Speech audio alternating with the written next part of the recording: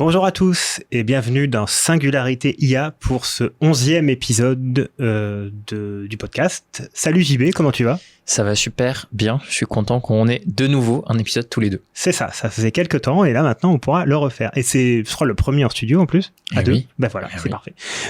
En plus, on a des feuilles parce qu'on va parler d'un sujet assez compliqué, important aujourd'hui. Alors c'est un choix de JB et c'est un sujet en plus vraiment important pour notre avenir à tous, et parce qu'on n'en parle pas beaucoup, et il y a beaucoup de rumeurs sur le sujet, ou de choses qu'on cache, ou des chiffres qu'on cache, ou même des chiffres peuvent être exagérés.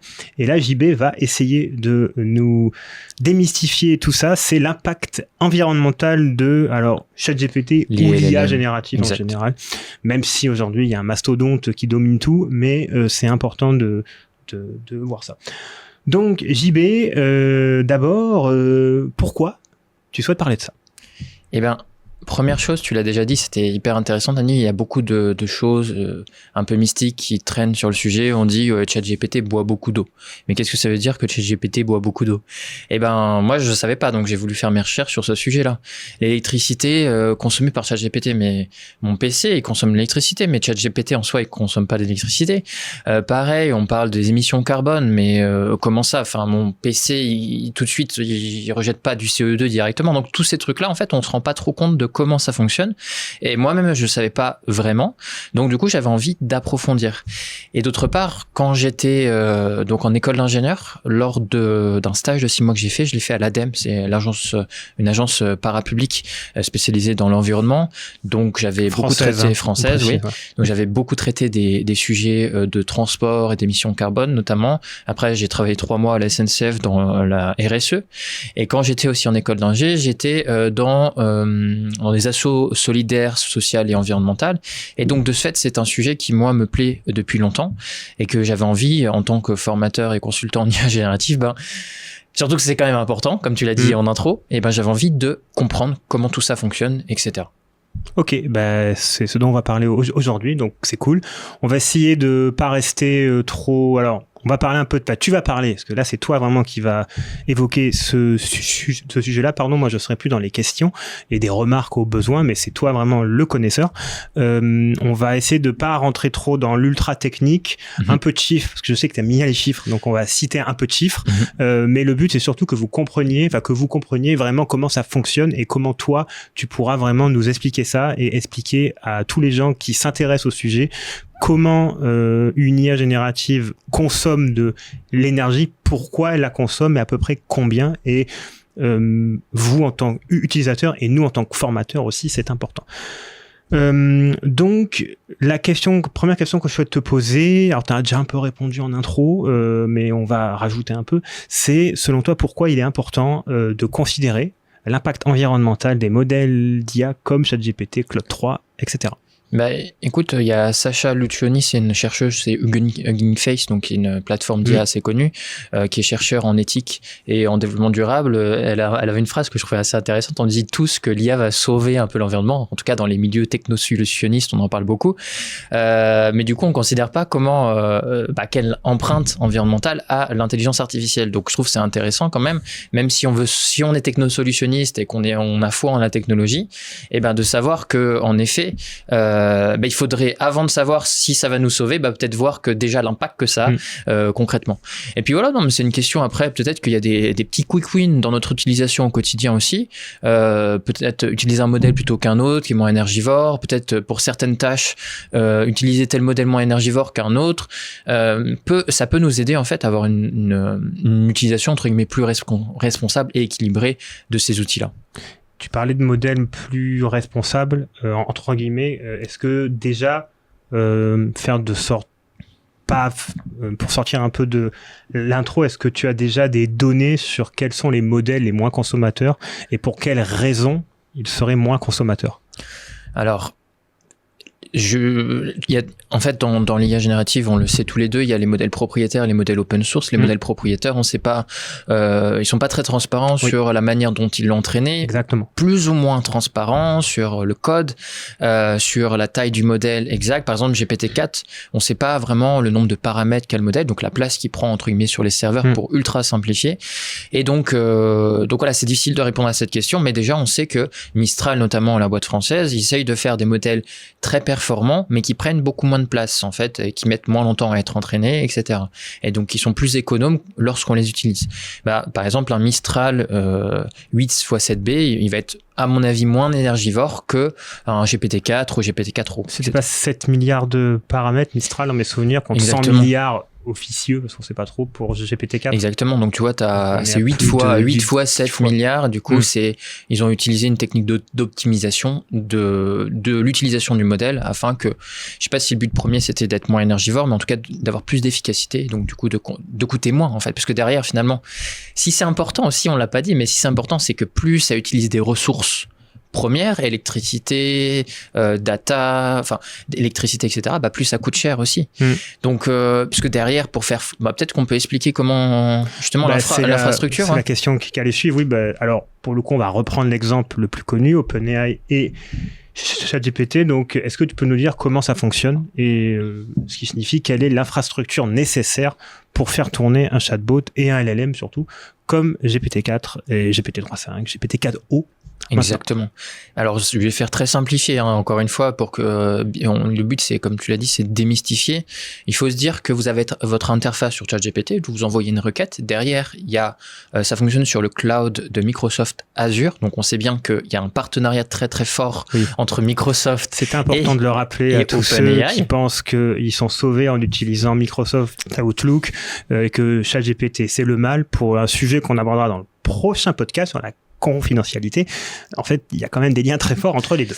En fait, voilà, il y a eu ce partenariat depuis 2019 avec Microsoft qui leur a permis d'entraîner les modèles plus rapidement. S'ils n'avaient pas eu ce computation power, donc ce pouvoir de calcul de la part de Microsoft, ils n'auraient jamais pu sortir GPT-3, GPT 3.5 et donc ChatGPT au grand public à temps. Donc si je résume, vous avez votre interface ChatGPT, vous envoyez une requête. Derrière, il y a le cloud de Azure. Le cloud de Azure, ça fonctionne. En fait, il est basé sur des serveurs, donc qui sont des serveurs, donc qui sont comme des gros ordinateurs avec plein d'éléments dedans, qui sont dans ce qu'on appelle les centres de données ou data centers, etc. Et dans ces data centers, il y a énormément de composants électroniques, etc., pour le refroidissement, la connectique à l'électricité, des stockages, etc., énormément de choses. Mais il y a un truc qui est très important pour ce qui nous intéresse, c'est le fameux GPU, notamment de Nvidia. On sait qu'ils ont une grosse valorisation et que ça a explosé parce que on entraîne ces modèles d'IA avec les GPU. Donc, ils ont un monopole, quasi monopole sur le sujet, donc sur les cartes graphiques, et donc ce qui fait exploser la valorisation. Donc vous avez compris que finalement, là on va pouvoir comprendre les différents modes de consommation des LLM. C'est d'une part donc c'est dans les centres de données, donc il y a l'électricité qui est consommée par les centres de données pour entraîner ces modèles, il y a l'eau qui est utilisée pour refroidir ces centres de données, parce qu'en fait il faut, pour que les serveurs restent à leur puissance optimale, conserver de mémoire une température entre 15 et 35 degrés, et c'est pour ça d'ailleurs qu'on trouve beaucoup de data centers dans les pays froids. Par exemple, en Alsace, où j'ai fait le mariage de ma sœur récemment, ils sont en train de construire un centre de données près de la Suisse, près de Bâle, etc. Parce que il y a une température qui est assez, on va dire une température ambiante qui est assez stable, etc. Mais on en fait beaucoup en Islande aussi, voilà. Parce que il faut refroidir ces centres de données, parce que comme vous l'avez vu quand vous utilisez votre PC, au bout d'un moment, ça chauffe. Faut le refroidir. Et donc il faut le refroidir. Et donc pour ça on utilise de l'eau et avec des tours de refroidissement. Et donc c'est ça aussi qui consomme de l'eau. Quand on dit que ChatGPT boit de l'eau. Et dernière chose, c'est le CO2. Le CO2 dont on va parler peut-être un peu plus en détail aussi. Ouais, juste après. Le CO2, ça dépend. C'est pour amener de l'électricité, on va utiliser plus ou moins un mix énergétique différent. C'est-à-dire qu'en France, on a beaucoup de nucléaire. C'est une énergie décarbonée. Ça ne veut pas dire que c'est pas une énergie dangereuse parce qu'il y a des déchets nucléaires, etc. Mais au moins, c'est décarboné. Et donc, de ce fait, il y a moins d'émissions de CO2 si vous avez un data center qui est disposé en France. Par contre, si c'est, je sais pas, en Allemagne où il y a un peu plus de charbon, ou je sais pas, un autre pays ou autre, voilà, ça va consommer plus ou moins de GES par requête. Peut-être je vais m'arrêter là pour passer à d'autres sujets. J'espère que c'est un peu clair. Non, c'est très bien parce que tu as répondu aux questions, en partie en tout cas, sur tout ce qui est consommation d'électricité nécessaire pour faire entraîner et fonctionner ChatGPT. Moi, je vais rajouter que les data centers aujourd'hui consomment entre 1 et 1,5% de l'électricité mondiale. Alors, attention, quand on parle de consommation, on ne parle pas de la source d'énergie. Donc, c'est consommation au sens général. C'est pas les mêmes effets sur les gaz à effet de serre si c'est du charbon ou si c'est de la géothermie, par exemple. En tout cas, parce qu'en Islande, par exemple, les data centers seront plus à la géothermie qu'au charbon. Je crois qu'ils n'ont pas de charbon, mais c'est à vérifier. Et donc là, oui, tu as parlé aussi des unités de refroidissement. Par contre, j'ajouterais que que l'IA pourrait doubler la consommation mondiale d'électricité, pas au sens général de tout le monde, mais uniquement des data centers. Exactement. Donc, il passerait de, alors je sais pas pas très bon en maths pour ça, de 1,5% de l'électricité mondiale consommée à 3%. C'est ça que tu veux dire en 2026. Ouais, c'est ça. En fait, ce qui est intéressant à voir là, c'est déjà remettre dans le contexte, tu as super bien fait de dire ça, c'est remettre dans le contexte la consommation d'électricité des data centers. C'est, on nous dit sur LinkedIn autre chose que ChatGPT utilise beaucoup d'électricité, boit beaucoup d'eau, etc. Mais déjà, remettons dans le contexte, les data centers, c'est 1,5% de l'électricité mondiale, comme tu as dit. Donc, c'est pas tous les data centers. C'est tous les data centers. Et il y a qu'une petite part de cela qui est consacrée à l'IA. Et ensuite, après, il y a l'IA générative. Donc, c'est encore un petit peu différent. Mais en fait, là où ça inquiète certains chercheurs, inquiéter, c'est un grand mot, c'est que on utilise de plus en plus l'IA générative dans nos travaux quotidiens. Il y a 100 millions d'utilisateurs actifs mensuellement sur ChatGPT. Donc, qui utilisent tous les jours cela. Donc, ça appelle de la pouvoir de calcul dans ces centres de données. Ça fait fonctionner les GPU. Et donc, de ce fait, ça consomme de l'électricité, etc. Donc, et ça va être amené à évoluer. Donc, c'est ça qui fait qu'il y a des gens qui sont inquiets. D'ailleurs, j'ai pas précisé ça, c'est très important. C'est que quand on entraîne pour les grands modèles de langage, ce qui consomme le plus, c'est la phase dite de pré-entraînement. Donc, vous vous souvenez, on donne plein de données d'internet, etc. À ChatGPT, un système d'IA qui va s'entraîner sur ces data pour comprendre des corrélations, pour, entre guillemets, apprendre le langage, etc. Et ensuite, quand on va lui faire une requête, il va prédire la réponse en fonction de cette connaissance qu'il a acquise lors du pré-entraînement. Et ensuite, la deuxième phase où ça consomme beaucoup, c'est ce qu'on appelle l'inférence. C'est à chaque fois que vous utilisez ChatGPT, ça consomme beaucoup moins que l'entraînement, mais c'est beaucoup plus régulier, on est d'accord. Donc, il y a 100 millions d'utilisateurs actifs qui envoient des requêtes entre 20 et 50 requêtes par jour à ChatGPT tous les jours. Et il y a Claude, il y a Copilot, etc. Donc, si on résume, il y a la phase de pré-entraînement qui utilise. Il y a des estimations qui ont été faites, ça prend 32 jours avec beaucoup de GPU en parallèle pour pré-entraîner en fait des modèles comme GPT-3.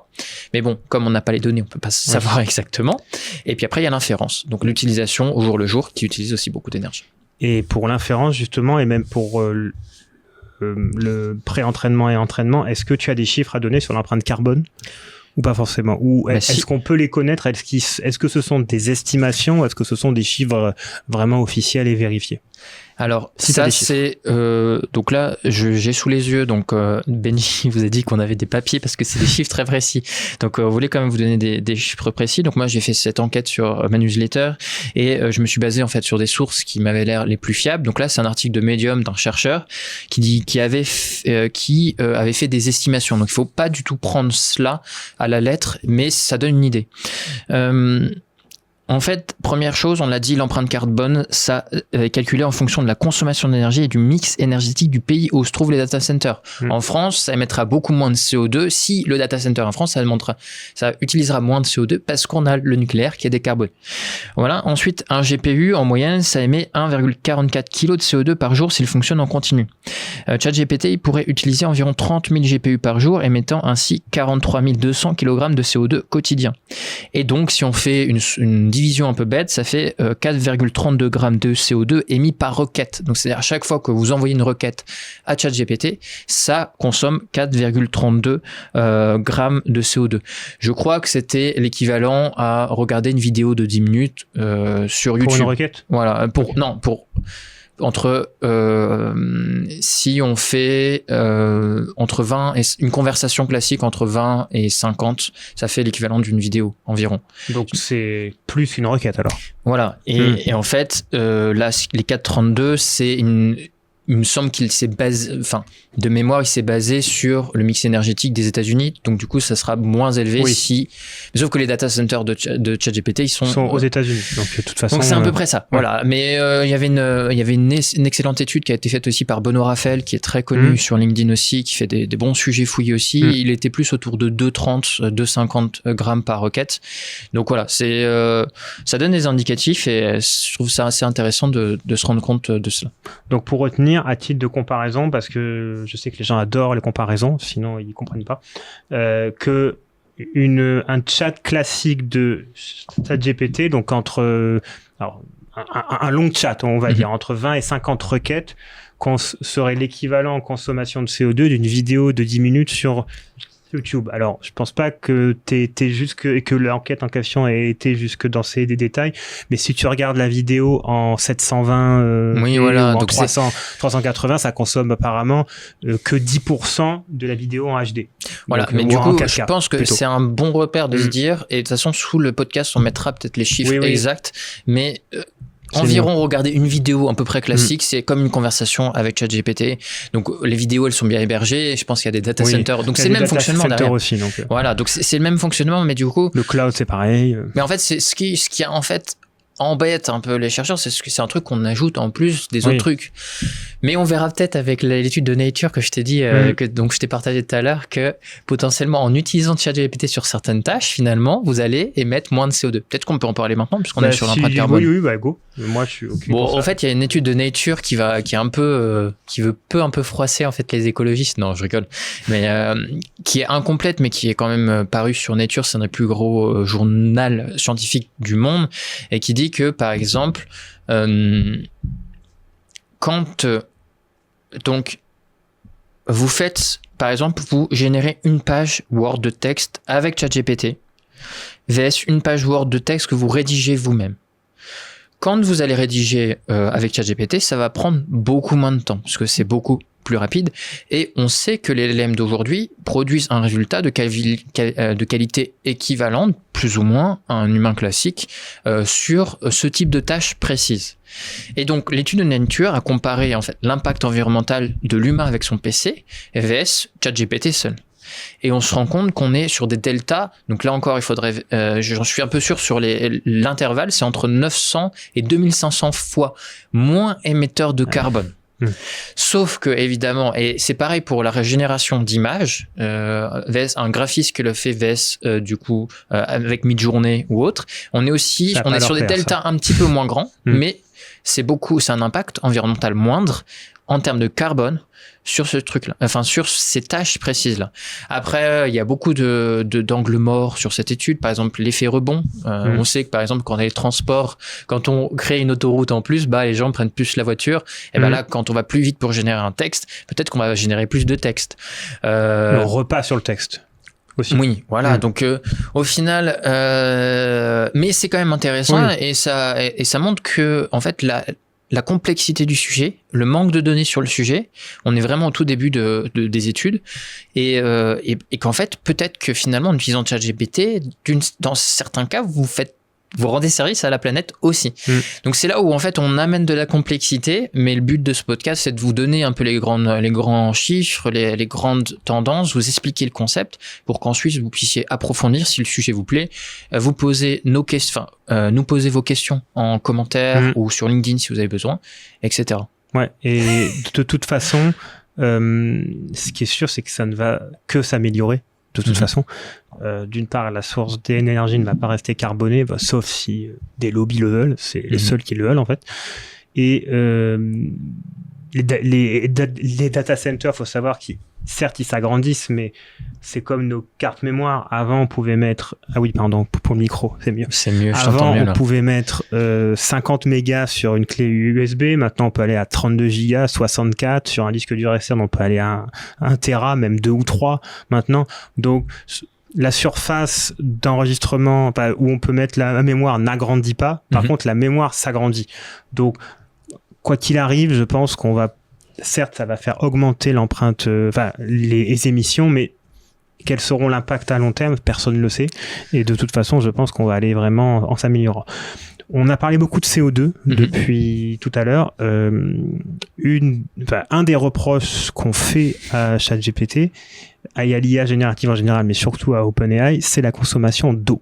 Et j'avais vu ce chiffre qui est circulé. Alors là, tu mets que c'est pour GPT-3 seulement. Oui, c'est GPT-3.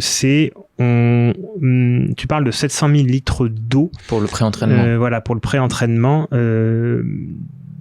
Est-ce que tu as d'autres éléments à ajouter sur la consommation d'eau des entraînements et des modèles comme OpenAI, comme GPT-4 ? En fait, ce qui est intéressant et ce que j'avais pas compris avant de faire cette enquête-là, c'est pourquoi ça consomme de l'eau.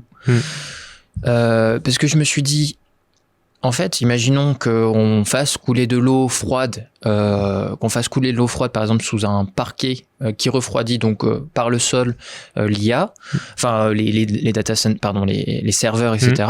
En fait, ça reste, ça rentre, ça réchauffe et ça ressort, etc. Donc je me dis, il n'y a pas de consommation d'eau de ce fait. Et en fait, je me suis rendu compte que dans les data centers, en tout cas certains, il y a des tours de refroidissement et donc qui provoquent une évaporation de l'eau. Donc une évaporation de l'eau, ça veut dire que elle entre et puis ensuite elle sort, mais entre guillemets, elle va dans le ciel. Donc c'est nous aussi, en fait, et c'est pour ça que la métaphore de boire de l'eau, elle est intéressante parce que nous, on boit de l'eau, mais on la ressort sous une autre forme. Je ne détaillerai pas ici, mais voilà. Après un footing. Exactement. Donc ouais, en fait, c'est ça. C'est dû à l'évaporation dans ces tours de refroidissement dans les data centers. Donc il y a plein de technologies qui évoluent justement pour refroidir et consommer un peu moins d'eau. Et l'autre chose qui est un petit peu embêtante, c'est que parfois ça utilise de l'eau potable. Et donc l'eau potable qui est normalement destinée à des populations. Donc du coup, au lieu d'aller par exemple, ça va dans un village et que ça apporte l'eau potable, cette eau est redirigée pour les data centers. Donc ça pose des problèmes sociaux aussi dans certains pays où il y a des data centers. Et si tu veux la data qui tourne beaucoup, sachant que ça c'est vraiment qu'une étude de l'université de Riversville, si je me souviens bien. Donc c'est une équipe de chercheurs sur une étude qui a dit ça, donc on peut pas dire que c'est représentatif, mais en tout cas ça donne déjà des données. Donc une conversation de 20 à 50 questions avec ChatGPT, c'est environ donc 1 demi-litre d'eau, donc 500 millilitres d'eau.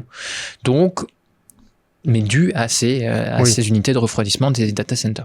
Je sais pas si tu as des choses à rajouter toi sur ce sujet. Alors sur ce sujet de la consommation d'eau et de CO2 par IA, pas forcément, juste une remarque, c'est que aujourd'hui de toute façon tout ce qu'on fait consomme de toute façon. C'est je me rappelle de ces grands débats qui existent encore d'ailleurs, parce que c'est un milieu qui n'évolue pas trop sur la consommation du Bitcoin par exemple, preuve de travail. Et ça débattait beaucoup sur la consommation, que ça consomme énormément, etc. Et il y avait toujours la même réponse qui était de dire le but est qu'on définisse ce qui est utile de ce qui ne l'est pas. Et pour les partisans du Bitcoin, c'est très utile, peu importe la consommation, tout en mettant en avant que c'était surtout des énergies décarbonées. Bon, ça reste à prouver, parce que au Texas, c'était pas trop décarboné, mais ça, c'est un autre sujet. Mais tout cas, voilà, en Chine, mais il y en a moins, je crois. Enfin, isotorite, enfin bref, hors sujet. Donc, c'était ça. Donc, si c'est quelque chose qui est très utile pour nous, pour les êtres humains et pour le monde du travail, pour le faire évoluer dans le bon sens, est-ce que au final c'est une consommation qui est grave et qui est utile? Certaines personnes pourraient dire c'est une consommation qui est utile pour nous, et tout le problème c'est que c'est subjectif et qu'il y en aura qui auront un autre avis, donc c'est irréconciliable, et qu'aujourd'hui on peut juste constater factuellement, bêtement et objectivement qu'il y a une consommation qui est importante, qu'on peut faire des comparaisons avec X, Y, Z. Par exemple, tout à l'heure, on a comparé la consommation de CO2 entre des requêtes ChatGPT et une vidéo. YouTube ou TikTok, par exemple. Genre, est-ce que c'est utile de regarder une vidéo TikTok? Ça dépend de la vidéo, c'est ce que j'allais dire. T'as des vidéos qui peuvent être très...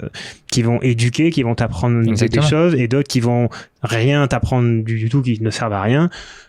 C'est pareil, c'est subjectif, c'est mon avis, mais quand je vois que le youtubeur numéro 1 s'appelle MrBeast et qui fait que, c'est mon avis en tout cas, des vidéos ça tape sur MrBeast, allez, enfin c'est pas une, disons que ça va pas t'apprendre des choses, quoi, ça va juste vider un peu de cerveau, et voilà. Enfin, et pourtant c'est le youtubeur numéro 1 parce que les gens ont besoin de détente. Est-ce que consommer du CO2 et de l'eau en regardant une vidéo de MrBeast est moins bon que de faire ChatGPT ou de regarder une vidéo éducationnelle? Moi je dirais que c'est plus grave, mais d'autres diraient non, c'est on subjectif. peut aller plus loin on a fait un sujet là-dessus, notamment sur quelle est l'industrie numéro 1 sur le net. Ah oui, c'est le porno. Ben voilà. Donc voilà. Et donc si on compare encore cette industrie et sa consommation électrique en CO2, etc., vs l'utilisation de ChatGPT, c'est juste peanuts. Je pense que même si on utilise... si tu regardes vidéo en HD ou en mais non, mais autre chose, par exemple, là on en a parlé aussi dans un précédent épisode qu'on vous encourage à écouter aussi, sur justement la nouvelle vague en fait des chatbots entre guillemets relationnels qui vont un peu plus loin que le relationnel puisqu'ils peuvent partager des photos, etc. Vous voyez où je veux en venir. Bah ça commence, les influenceurs, influenceuses, IA, etc. Et ben là je pense que les requêtes qui sont faites avec ce type d'outils sont beaucoup réplicables, par exemple, sont potentiellement beaucoup plus importantes que sur ChatGPT. C'est la même technologie derrière, donc c'est le même fonctionnement. Donc après c'est juste que tout est une question de, comme tu l'as dit, de hiérarchie des valeurs. C'est ça. Et donc qu'est-ce qui est utile, qu'est-ce qui n'est pas utile, et puis ça dépend des gens, donc c'est compliqué, c'est pas un truc qu'on peut arbitrer nous là sur un podcast maintenant. Et dernière chose, c'est vraiment la discussion que moi j'ai eue hier pour une personne qui est écologiste et qui porte ces lunettes du monde là. Et il considère la préservation de l'humanité et donc du coup la non-destruction de la planète comme une priorité numéro 1. Donc de ce fait, tout ce qui va contre cette priorité-là, qui va en l'encontre de cette valeur, est négatif. Et donc je parlais avec cette connaissance hier qui, par de facto, se positionne contre l'intelligence artificielle générative parce que ça consomme plus de ressources. Et donc oui, si tu as ce postulat de base, c'est sûr que tous les outils numériques qu'on va ajouter, toutes les nouvelles technologies qu'on va développer vont consommer plus et donc vont se confronter à cette valeur numéro 1. Je sais pas ce que tu en penses là-dessus, mais... J'ai déjà donné des avis sur des podcasts. C'est au bout d'un moment, en plus, encore une fois, c'est pas la planète qu'il faut sauver, c'est quelque chose qui est habitable pour nous. Nous n'oublions pas que c'est nous qu'il faut sauver pendant des millions d'années. C'est l'humanité qu'il faut sauver. Du coup, les matériaux... C'est ce que j'allais dire. Est-ce que, je sais pas si c'est lié au sujet, mais est-ce que les matériaux utilisés ont une incidence ou pas? Il faut voir que si c'est un truc qui va parler à toutes et tous, que si vous avez votre PC ou votre Mac derrière, dedans il y a plein de métaux, il y a plein de composants électroniques. Ces composants électroniques, il faut bien aller les chercher quelque part. Et il y en a certains, il faut aller dans des pays africains ou des pays au Congo par exemple. Voilà, il y a beaucoup de cobalt, il me semble. Exactement. Donc là, par exemple, il y a les GPU sont fabriqués à partir de matériaux l'aluminium, le tantal, le tungstène par exemple, dont l'extraction a des impacts environnementaux et éthiques. Donc le processus de production et d'extraction, il consomme beaucoup d'énergie, il génère évidemment des émissions à effet de serre, de gaz à effet de serre. Ils peuvent entraîner des destructions d'habitats naturels et des violations des droits de l'homme. Donc là, c'est l'impact social. Et justement, la fabrication et l'assemblage de ces composants, ils sont souvent externalisés dans des pays où les conditions de travail et le respect de l'environnement sont insuffisants. Mais donc là, on part encore dans un débat long parce qu'il n'y a pas que les GPU dans les GPU dans les serveurs, il faut extraire des métaux, il y a la recyclabilité qui n'est pas forcément optimale. Un iPhone, on a du mal à tout recycler, c'est pareil pour les serveurs et les GPU. Donc voilà, là c'est pour l'instant on est un peu bloqué sur ce sujet, mais évidemment il y a des efforts qui sont faits là-dessus pour augmenter la recyclabilité. Le RSE, ça devient de plus en plus à la mode dans les entreprises parce que ça devient une thématique qui pour les citoyens est de plus en plus importante. Donc c'est une question d'image pour les entreprises, d'être plus vert, etc. Donc il y a des choses qui vont en ce sens-là. En fonction de votre avis sur le sujet, vous direz c'est pas suffisant. Ou c'est suffisant, ça dans le bon sens. Donc là, moi je me positionnerai pas là-dessus. Je trouve que c'est pas suffisant, mais je sais pas comment faire mieux. Donc pour ce sujet-là, il y a un livre qui est excellent, qui est, alors je sais plus comment il s'appelle, c'est sur les terres rares. Pareil, j'ai l'âge plus le nom de des l'auteur ou un truc comme ça. Philippe Bouix. Non, ça finit par on. Mais on mettra le lien en commentaire, enfin en description. C'est vraiment un super livre sur le sujet si ça vous intéresse, et on voit qu'il y a vraiment une guerre et qu'il y a beaucoup de ces terres rares qui sont en Chine, au passage, et que si la Chine décide de conserver certaines de ces terres rares pour elle, ça causera beaucoup de soucis. Et le livre parle justement, alors c'est un peu hors sujet, mais c'est tellement intéressant que voilà, que certaines armes américaines sont fabriquées avec ces terres rares. Enfin, il y a une partie de l'arme qui est composée par ces terres rares qui ne viennent que de Chine. Et donc, les deux pays s'opposent sur plein de sujets, mais pour fabriquer les armes, il y a besoin de terres rares en Chine. Et il y avait aussi je pense que c'est dans ce livre, l'Indonésie qui a une terre rare en particulier. Alors, elle en a plein, mais on a une en particulier où elle est en monopole ou presque. Pareil, le nom m'échappe. Et qu'elle souhaite bloquer toutes les exportations et les conserver et conserver cette terre pour elle. Ce qui pourrait poser beaucoup de soucis, en fait. Et c'est pour ça qu'en France, justement, je crois qu'on veut réouvrir des mines, ou en tout cas ouvrir tout court des mines de lithium pour fabriquer des batteries, et que ça commence à gueuler, et que la Chine ou l'Indonésie vont pas se poser de questions, savoir ce que ça fait autour. Elles vont juste prendre ces terres pour elles-mêmes. Mais bon, ça c'est un sujet qui part très loin. Puis après, voilà, il y a d'autres sujets aussi, par exemple les territoires d'outre-mer ou les territoires anciens, territoires colonisés français qui ont certaines terroirs des terroirs intéressants aussi, mais des terres rares. Et moi je pense par exemple à la Guyane. Donc là, c'est en l'occurrence c'est plutôt de l'or qu'on connaît. Et mais là justement, ça donne pour l'extraction des ressources des matières premières. Vous voyez bien que pour extraire de l'or, il va falloir avoir des grosses pelleteuses entre guillemets qui consomment du pétrole, enfin de l'énergie, qu'il faut creuser après, etc. Donc c'est tout ça qui dans l'extraction des matériaux consomme de l'énergie. Et en fait, je me souviens, j'avais écrit un truc sur l'IA générative est-elle un progrès pour l'humanité.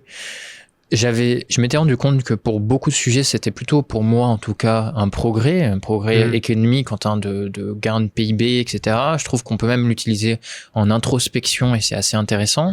On peut l'utiliser pour faire des choses assez incroyables. Il y a des gains de productivité pour les entreprises, etc. C'est un outil d'accessibilité pour les, etc.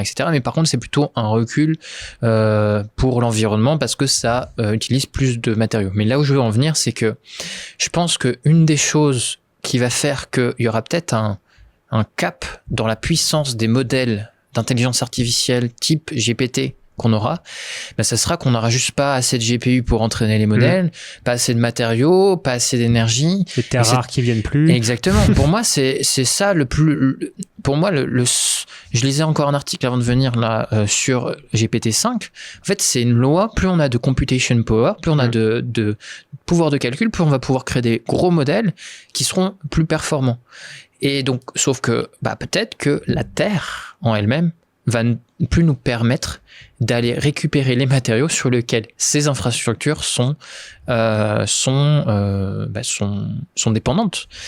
Et donc pour moi, il n'y a pas de limite à l'IA à part celle des ressources planétaires, finalement. Comme beaucoup de choses, ce que dit Jancovici. Exactement. Par exemple. Et alors, parenthèse, on ne sait pas quand GPT-5 va sortir, parce qu'il y en a qui mettent dans 2 semaines, dans 2 mois, dans 6 mois. On ne sait Spoiler, pas. Si je sais, non, je... On ne sait pas. Restez jusqu'à la fin parce que je Jusqu'à vais la vous fin, dévoiler. on dira que ça sortira le 12 avril. Non, c'est vrai. On ne sait pas. Voilà. Donc, un jour peut-être, ou pas d'ailleurs. Peut-être que ça ne sortira pas. Peut-être qu'il s'appellera GPT Next d'ailleurs. Ou GPT-4Z. Exactement. L'impact global on en a un peu parlé, on peut revenir rapidement dessus. Tu veux le faire, le petit récap? Ouais, donc tu parlais d'un impact global de l'IA. Prendre une vue d'ensemble des technologies, quel est l'impact de ces technologies sur l'environnement, notamment en termes de gaz à effet de serre. Tu en as déjà parlé, mais en ordre de grandeur, Jancovici aime bien ça aussi, les ordres de grandeur, qu'est-ce que ça représente? Tu donnes quelques chiffres, si tu veux les rappeler. Ouais, donc les technologies de l'information et de la communication, donc toutes les technologies informatiques, etc., elles contribuent entre 2 et 6% des émissions de gaz à effet de serre. Donc gaz à effet de serre, effet de serre, ce n'est pas seulement le CO2, on parle notamment du méthane et d'autres gaz à effet de serre. Le secteur de l'IA représente 25% des émissions des data centers. Et en gros, on estime que les centres de données ils participent à 0,1% des émissions globales de gaz à effet de serre. Évidemment, l'impact global, ça dépend toujours du mix énergétique des pays où les data centers sont situés. Donc les centres de données, c'est 0,1% des émissions globales à effet de serre et 25% c'est l'IA. Ouais. Oui, ok. Donc c'est quand même, c'est à la fois, c'est toujours par rapport à c'est quoi l'objet de comparaison, est-ce que c'est peu et c'est pas, subjectif encore c'est subjectif. Il y en a, la personne à qui tu as parlé trouvera que c'est une horreur. C'est horrible, etc. Des gens comme nous diront que ces 0,1% contribueront à faire beaucoup mieux sur plein de sujets. Voilà. Donc après, les Américains diront, parce qu'ils sont beaucoup plus techno-solutionnistes que nous, ils diront que c'est magnifique et que ça va vraiment tout changer, tout révolutionner. Et d'autres, ça sera un peu plus compliqué. Est-ce qu'il y a néanmoins une technique et des pistes pour atténuer l'impact environnemental des LLM comme GPT-4 et Claude, par exemple? En fait, déjà, il y a une première solution. Donc là, j'ai fait mes recherches. Ce qu'on appelle l'apprentissage fédéré, tout simplement. C'est un peu comme les décentralisations. Cal Lequin en parlait dans un podcast qu'il a tourné là il y a pas très longtemps. En gros, on utilise les PC de de beaucoup de particuliers pour faire une sorte de giga data center et entraîner ces grands modèles de langage. Donc comme ça réduit la dépendance au data center. Ensuite, et ça paye des gens, des particuliers. Donc potentiellement, ça peut être intéressant. Donc là, moi, j'ai le copain d'une de mes meilleures amies qui est à Lausanne, à l'EPFL, enfin ex-EPFL, qui travaille dans une startup qui est justement sur des solutions de refroidissement alternatifs, donc qui permettent de refroidir les data centers différemment. Donc il n'y aurait pas d'évaporation. Peut-être positionner en fait des data centers dans des pays comme l'Islande, où il fait plus froid, donc il n'y a pas besoin de refroidir, ou alors en France, par exemple, où il y a un mix énergétique décarboné. Évidemment, on l'a déjà dit, développer des matériels plus économes en énergie. Les GPU NVIDIA A100, donc récents, qui sont plus économes. Évidemment, on l'a dit aussi, mettre en place des filières de recyclage. Et puis, elle peut faire comme Mistral, par exemple. En fait, peut-être qu'on peut expliquer le 8x7B. Oui. C'est assez intéressant. Donc, 8x... Tu veux expliquer Non, je te laisse. Je pense que tu connais mieux. 8x7B, donc en fait, si vous voulez, ils utilisent 8 petits modèles différents qui ont des spécialisations et en fonction de la requête, ils envoient en fait la requête à un des modèles experts qui va utiliser son computation power pour répondre. Donc c'est plus économe puisqu'on n'utilise pas toute la puissance du modèle, tous les 100 milliards de paramètres, on utilise juste le modèle en question l'expert en question, en fait le modèle expert en question pour répondre à la question. Et donc du coup, c'est forcément un petit peu plus économe en énergie. Et précision, c'est un modèle open source. Et les modèles open source, alors, sauf exception, mais que je n'ai pas, consomment toujours moins qu'un modèle propriétaire. Parce que justement, on va l'utiliser vraiment que pour des cas d'usage précis. On pourra le fine-tuner, donc l'optimiser du mieux possible pour nous et utiliser uniquement ce dont on a besoin, donc ce qui fera qu'on va beaucoup moins consommer en faisant des requêtes, et ces modèles-là sont moins entraînés puisqu'on va nous-mêmes les réentraîner ensuite avec nos données d'entreprise. C'est ce qu'on parlait dans le podcast précédent avec Frédéric par exemple, qui eux construisent des bots comme ça avec des modèles open source, donc ces modèles consomment moins dans tous les cas. Je voulais dire quelque chose, mais ça m'est sorti de la tête sur le sujet pour l'atténuation des impacts. Comme j'ai dit, moi, je suis plutôt optimiste. En fait, je suis un optimisto-réaliste sur plein de sujets. Le réalisme, ça veut dire que l'humain ne va pas forcément changer si on lui met pas des règles sur tous les sujets de l'environnement. Par contre, plutôt optimiste parce qu'on va améliorer beaucoup de choses et que de toute façon on ne peut aller soit en consommant mieux, après il faut définir ce qui est mieux, soit en consommant moins pour la même chose. On arrivera à ça, et ça fait 50 à 60 ans qu'on essaie de consommer moins partout et on y arrive en fait. C'est juste que comme il y a plus de demandes, qu'il y a plus de gens qui utilisent, et que les outils sont beaucoup plus puissant qu'auparavant, mais la puissance n'a pas de rapport avec la consommation. C'est-à-dire, c'est pas si ça fait x2 en performance, ça fait pas x2 en consommation. Souvent, c'est la performance est plus importante que la consommation. Ça consomme plus, mais la puissance est plus forte. Et le but, c'est que la puissance et la consommation fassent, là, pardon pour ceux qui voient en audio, mais que ça fasse ça, voilà, donc la puissance soit vraiment beaucoup plus forte et que la consommation, certes, augmente, voire se stabilise à un moment. Par contre, la baisse, je crains que ça va être un peu difficile. Le but, c'est qu'on ait de l'énergie décarbonée. Alors là, on va passer à une position...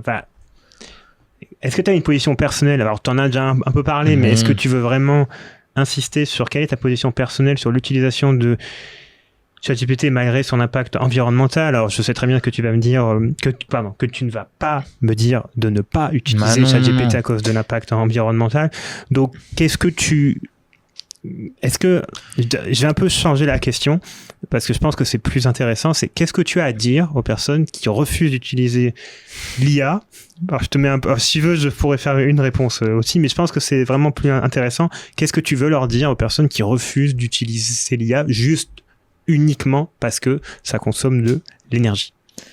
Je dirais déjà que c'est pas exactement la réponse à la question tout de suite, mais je dirais juste le but de ce podcast, c'était pour moi que quand même tout le monde ait conscience que c'est pas magique derrière, qu'il y a une vraie infrastructure qui fonctionne derrière et que ça consomme de l'énergie et que vous compreniez en fait les ressources que ça consomme. Donc là, une fois qu'on a ça devant les yeux, on peut se regarder dans le miroir et se dire voilà, moi avec mes valeurs personnelles, qu'est-ce que je considère comme une bonne utilisation de ChatGPT et qu'est-ce que je considère comme une mauvaise utilisation de ChatGPT.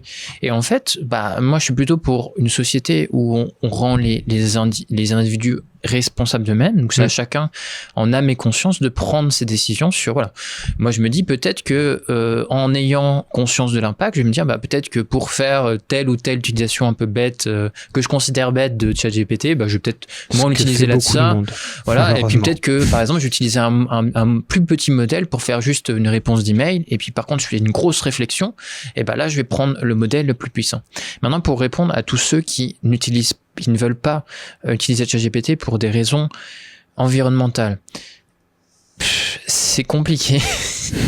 Je dirais que malheureusement, je suis un petit peu peut-être défaitiste sur le sujet, mais pour moi, je vais reprendre une maxime un peu des stoïciens avec Marc Aurèle qui dit que il y a des choses qui dépendent de nous et des choses qui ne dépendent pas de nous. Cercle d'influence, cercle des préoccupations. Exactement. Et pour moi, en fait, concrètement, pragmatiquement, je vais pas aller dans la Silicon Valley dire bonjour Sam Altman, ton truc ça pollue trop, arrête. Là ton projet à 3000 milliards de GPU, c'est une aberration, ne le fais pas. Le mec c'est le maître du monde, d'une certaine manière. Qu'est-ce que tu veux faire? Malheureusement, qu'est-ce que tu veux faire? Donc et par contre, au-delà de ça, c'est que je trouve que cette expérimentation, on est quand même en train d'essayer d'imiter la manière dont un humain réfléchit avec des réseaux de neurones, avec ces LLM, et c'est assez fascinant. Ça peut être des fabuleux outils d'introspection pour des sujets chers aussi, souvent à des personnes écologistes qui sont aussi souvent avec une âme sociale. C'est que pour l'éducation personnalisée, le tutorat personnalisé, c'est des outils qui sont merveilleux. Donc on pourrait peut-être imaginer que chacune ou chacun des élèves auront en fait un tuteur IA qui leur parle avec leur domaine d'intérêt, des choses qui sont importantes pour eux, qui s'adaptent au niveau de l'élève sur une thématique et qui va pouvoir faire en sorte que on soit toutes et tous sur la planète de manière équitable, plus éduqués. Et donc ça, je trouve que c'est déjà vraiment chouette. Et donc moi, si j'étais écologiste profond, j'irais militer pour qui a un impact moindre, j'irais faire pression sur les grands, une sorte de lobby contre les grandes, les méta, etc., les grands acteurs des IA génératifs pour baisser la consommation, et j'irais justement souligner, enfin faire en sorte qu'on utilise ces outils pour des choses à bénéfices sociétaux comme l'éducation, peut-être un outil d'accessibilité. Je vais donner un exemple très concret, et après je te laisse la parole, mon Benji. Ouais. J'étais à une formation pour une fédération d'associations dans le Valais, avec qui composent en fait des organisations et fondations sociales et solidaires, et notamment une institution qui s'appelle la FOVAM. Et la FOVAM, donc ils font de la réinsertion professionnelle avec des personnes en situation de handicap, etc. Et en fait, pour que les personnes en situation de handicap comprennent certains textes, il faut les transformer en un langage qui s'appelle le FALC, facile à lire et à comprendre. Et il s'avère que des outils comme ChatGPT, au lieu de payer très cher un logiciel qui transfère des textes compliqués en FALC, on peut créer un bot GPT en quelques secondes et créer des textes que tous les bénéficiaires de la FOVAM peuvent comprendre désormais en quelques minutes. Et donc voilà un usage à bénéfice positif pour l'humanité, pour moi. Et donc je trouve c'est dommage de passer à côté de ça, surtout pour des choses où on n'y peut pas grand-chose. Donc, je sais pas ce que tu en penses de ton côté. Écoute, j'ai pas rajouté grand-chose puisque je suis très d'accord. Je rajouterai juste un élément. Quand une personne ne voit que des problèmes, ne propose aucune solution, ça part mal. Parce que moi, j'aime bien les gens qui trouvent une solution, qui envisagent les choses de manière positive et qui d'abord cherchent une solution avant de voir le problème. Et toutes ces personnes qui refusent alors il n'y a pas que l'IA, il y a l'avion, il y a d'autres, c'est un sujet parmi d'autres, comme tu dis. C'est en fait, que proposent ces personnes? Pas rien. Donc c'est ça le problème, c'est qu'il n'y a pas de tout. Par exemple, alors pour l'IA, c'est un sujet qui est nouveau, dont l'accès, même si on l'interdit, on peut très bien y avoir accès par un moyen, mais pour l'avion, il suffirait entre guillemets de mettre des taxes, de mettre un quota, d'augmenter le prix, et t'inquiète pas que le nombre de personnes qui prend l'avion plonge. C'est très simple en fait, sauf que personne ne le fait. Donc il y a des avantages économiques bien trop grands. Donc j'ai beaucoup de mal avec les personnes qui ne voient que les problèmes et qui ne proposent rien, en fait. Moi, je suis pas fan de l'avion, je le prends régulièrement, et que je dis moi-même que mettre un quota, par exemple, de nombre de vols par an, ce serait pas bête, sauf que personne ne le fait.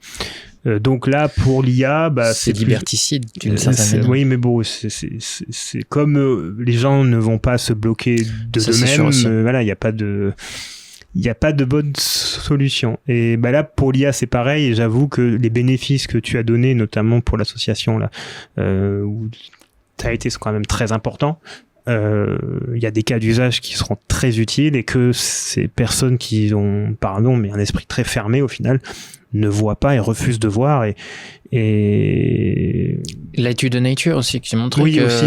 Merci. Nature Climate Change, etc. On pourra mettre dans les sources qui montrent que en fait peut-être que c'est plus intelligent d'utiliser une IA pour faire certaines tâches au travail plutôt qu'un humain. Après là on rentre dans un autre débat c'est plus la place de l'IA et la place des outils d'IA générative de LLM au travail vs la place des humains. Oui. C'est peut-être un Pas autre près sujet. de nous remplacer. Voilà, sur beaucoup de sujets, mais voilà, mais on peut se poser plein de questions là-dessus, mais je pense qu'il faut qu'il y ait des personnes qui travaillent dessus. Je pense qu'il faut prendre la main sur ce sujet-là. Faut proposer des pistes. Et après, l'Europe va légiférer. Ah bah, pour bien finir. De toute façon, tu veux te lancer sur un sujet que t'aimes bien. Bah, avec Frédéric ce matin, on en a un peu parlé, oui, de toute façon, à part ça, l'Europe ne sait pas faire grand chose d'autre. Mais en fait. C'est déjà bien légiféré. C'est ça, mais oui. Alors, ça dépend comment on s'est fait. Mais tu disais, oui. C'est exactement la même chose pour l'éthique. C'est-à-dire, on ne peut pas tout bloquer parce que il y aurait potentiellement des problèmes éthiques à cause des biais et même plus que ça. Pour l'environnement, c'est pareil. On peut pas bloquer parce qu'il y aurait potentiellement des problèmes de consommation et d'émissions de gaz à effet de serre supplémentaires. Le but est, en même temps qu'on construit, de trouver des solutions pour atténuer l'augmentation, voire qu'elle soit inexistante. Trouver des solutions pour que les serveurs soient alimentés par des sources d'énergie renouvelables ou décarbonées, c'est mieux, comme le nucléaire par exemple, plutôt que de dire non on peut pas parce que ça consomme. Non, c'est pas ça que je veux moi. Et ça, le problème c'est que les déclinistes n'ont pas de solution au final, à part dire on fait rien et voilà. Il faut pouvoir faire les deux en même temps, innover d'un côté, tout en faisant attention de l'autre côté à ce qu'il n'y ait pas un impact qui augmente, voire on le baisse. C'est-à-dire on peut améliorer. Et dernier exemple, je sais que beaucoup de gens détestent ça, mais la Formule 1 en automobile a apporté beaucoup de progrès pour la voiture de tout le monde. En fait, tous les progrès qu'on a aujourd'hui, des airbags et plein, en fait, c'est d'abord la Formule 1 qui l'a expérimenté. L'exploration spatiale aussi, c'est exactement la même chose. Voilà, bah, c'est ça. C'est-à-dire, c'est des choses qui vont beaucoup consommer parce que l'exploration spatiale, je peux te dire qu'en consommation, là, on atteint le Falcon Heavy, là, voilà, qui a explosé. Non, il a réussi, il a réussi. Alors, en fait, j'ai vu, les deux fusées se sont séparées. Il y en a une qui a atterri. Alors, en l'eau, à ce que j'ai compris, et l'autre, la deuxième, là, je sais pas si t'as vu. Moi, j'ai vu la vidéo. En fait, où ils étaient très heureux. Mais on est d'accord, dans tous les cas, voilà, il y a d'autres choses, tu as raison, où en fait, ça provoque des avancées. Bon, je pense qu'on a fait le tour. Oui, écoute, merci à toi JB. On voulait faire un sujet assez court aujourd'hui. Le podcast suivant, ça sera la même chose. On fera un sujet assez court. Comme d'habitude, merci de mettre un like, de vous abonner, que ce soit sur Spotify, Apple Podcasts ou YouTube. C'est important pour nous. C'est le seul moyen de pouvoir promouvoir ce podcast. On remercie encore une fois Alex et Get Podcast de nous accueillir dans son studio à Genève, et on se retrouvera pour le prochain épisode. Merci à tous, salut JB et à la prochaine. À la prochaine, merci à toutes et tous.